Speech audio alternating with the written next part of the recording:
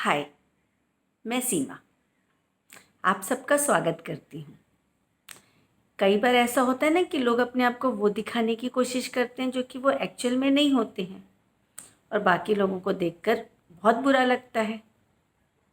तो एक स्टोरी सुनते हैं। एक बार जंगल में एक सियार रहता है।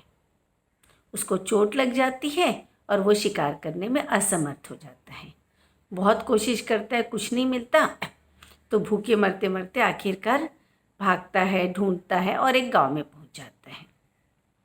गांव में एक धोबी घाट रहता है, तो वहाँ पे उसको कुछ कुत्ते दौड़ाते रहते हैं। तो धोबी घाट में एक बड़ा सा टब जैसा रहता है जिसमें कि नीला रंग रहता है और सियार उसमें घुस जाता है और जब बाहर निकलता है तो वो पूरा नीला हो गया रहता है। कुत्ते उसको देखते हैं और डर जाते हैं क्योंकि उन्होंने आज तक नीले रंग का ऐसा जानवर नहीं देखा था और डर के मारे भाग जाते हैं। सियार आवाज़ देता है लेकिन कोई नहीं सुनता है। तो सियार को आश्चर्य तो होता है, लेकिन देखता है कि जब सब लोग उससे डर रहे हैं तो उसको समझ में आता है कि कुछ तो गड़बड़ हुआ है। फिर तालाब में जाके जब वो अपना प्रतिबिंब देखता है तो उसको समझ में आ जाता है कि मैं कुछ अलग बन गया हूँ। और जहाँ भी जाता है लोग उससे डरते हैं। जंगल में जाता है तो सारे जानवर डरने लग जाते हैं, इवन शेर चीता वगैरह भी डरने लग जाते हैं और वो जंगल का राजा बन जाता है।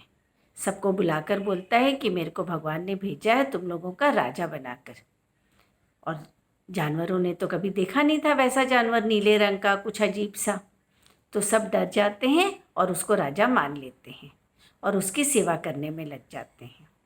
और वो चालाक तो रहता ही है, तो वो क्या करता है, सबसे पहले तो सारे सियारों को बाहर भेज देता है, जंगल से भगा देता है, क्योंकि उसको पता था कि सियार लोग मेरे को पहचान सकते हैं। और बहुत ऐश करने लग जाता है।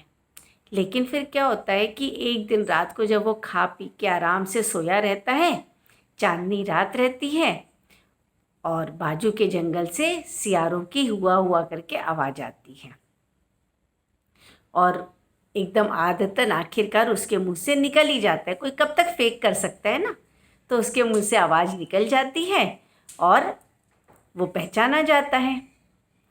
और फिर शेर लोगों को तो समझ में आता है और इमीडिएटली उसकी तो बैंड बजा देते हैं, उसको मार के नक्की कर देते हैं।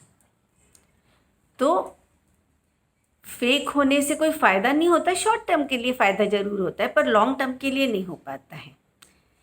लेकिन सोचने वाली बात यह है कि आखिर लोग फेक करते क्यों हैं। हम लोग उनको बुरा भला बोलते हैं, गलत बोलते हैं, उनकी बुराई करते हैं, सब चीज़ ठीक है, लेकिन आखिरकार लोग फेक अपने आप को अलग क्यों दिखाने की कोशिश करते हैं? क्योंकि कहीं ना कहीं वो अपने आप को नॉट गुड इनफ, मैं पूरा नहीं हूँ, मेरे में कुछ कमी है, वो ये फील करते हैं। क्योंकि अगर वो अपने आप को पूरा फील करेंगे, सेटिस्फाइड फील करेंगे, तो उनको फेक दिखाने की ज़रूरत ही नहीं पड़ेगी। पर उनको ऐसा लगता है कि हम उतने अच्छे नहीं हैं, कहीं ना कहीं अंदर में ये रहता है, इसलिए उनको अपने आप को फेक, नकली दिखाने की ज़रूरत पड़ती है। अब क्या इस फीलिंग की ज़रूरत है कि हम पूरे नहीं हैं? क्योंकि हर इंसान में कोई ना कोई अच्छी चीज़ रहती है, लेकिन कोई भी इंसानों में सारी चीज़ तो अच्छी हो ही नहीं सकती ना। अब अगर सचिन तेंदुलकर गाना गाने लग जाए या लता मंगेशकर क्रिकेट खेलने लग जाए तो कैसे होगा? तो हर किसी की एक कोई अपनी क्वालिटी रहती है। जैसे कि एक बार क्या होता है कि एक चित्रकार सोचता है कि मैं वर्ल्ड की बेस्ट पेंटिंग बनाता हूँ, बेस्ट चेहरा बनाता हूँ। तो उसने क्या किया कि वर्ल्ड के जो सबसे सुंदर लिप्स थे वो लिया, वर्ल्ड की सबसे सुंदर आईज़ लिया, वर्ल्ड की सबसे सुंदर गाल लिया, सबसे सुंदर शेप लिया। और जब वो पूरी बनी तो मैस हो गई, क्योंकि जो सबसे सुंदर आँख थी उसके फेस की बनावट अलग थी, जो सबसे सुंदर लिप्स थे उसके फेस की बनावट अलग थी। तो सारी ब्यूटीफुल चीज़ों को मैच करके तो मैस ही होगा ना, क्योंकि हर किसी का कुछ अपना कॉम्बिनेशन रहता है और उन कॉम्बिनेशंस के साथ वो आदमी परफेक्ट और बेस्ट रहता है। तो अगर हम अपना बेस्ट ढूंढ लें और फाइंड आउट करें कि हमारी स्ट्रेंथ क्या है, हम सबसे अच्छे किस में हैं, और अपनी उस क्वालिटी को बढ़ाते जाएं, तो हमको किसी के भी सामने फेक होने की ज़रूरत नहीं पड़ेगी। तो कोशिश करते हैं अपनी क्वालिटीज़ बढ़ाने के लिए और फिर मिलते हैं। Bye, take care.